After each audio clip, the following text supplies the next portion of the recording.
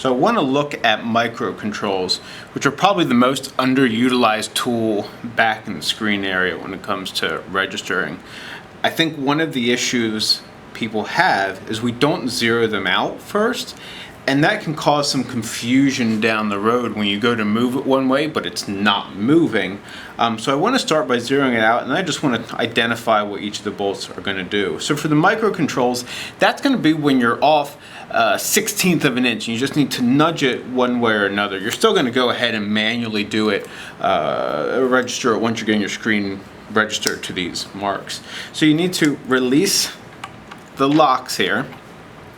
And we really just have three options. And if you look at this, what we're really doing is moving this metal plate separate from the metal tray that it's sitting on, that's attached to the press. So we can use this bolt or this bolt, and we're really just moving the tray and just moving this head back and forth. So when it comes to zeroing it out, we just need to make sure that we have room to both move it forward and move it backwards. And then over here, move it left to right.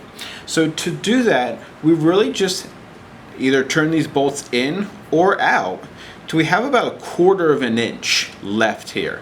Anything past that, then you're going to go a little bit too far the other way. So we have 1/4 inch from the black head here to the metal part, so 1/4 inch of thread showing somewhere in there, and we do that for each of our three options. Once you've done that, go ahead and put your screen in, register it to those marks, use the packing tape to register your screens to each other, and then start utilizing these tools. Your goal is to get it square first. After your screens are square to each other, meaning that the distance between the two screens at the bottom is the same in equal distance, it's mirrored at the top, then you can start moving it left and right and up and down. Don't just chase the top one and then sacrifice the bottom, or vice versa. So it's just a matter of taking this and turning it counterclockwise. We'll move this side up. Counterclockwise will then move this side up. You can do that independently. If you want to do it the same, just to move it up together, well then you just need to kind of keep an eye on how far you're moving each of those. And again, you have about 1/4 inch to do that. So you can skew here and then move it up together. This is just going to simply be moving left and right. So right now I'm moving the screen away from me. Here I'm moving the screen towards me when I'm going counterclockwise.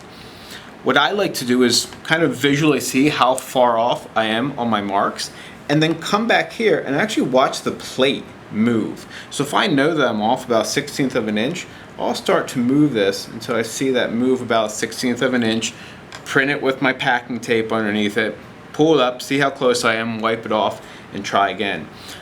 Don't forget though, every time you make this, before you start printing, go ahead and lock these back up so it's not moving around on you. Microcontrols take a little bit more time to understand and to really make use of, but once you get them, you can more efficiently and better register your screens than just manually moving them around.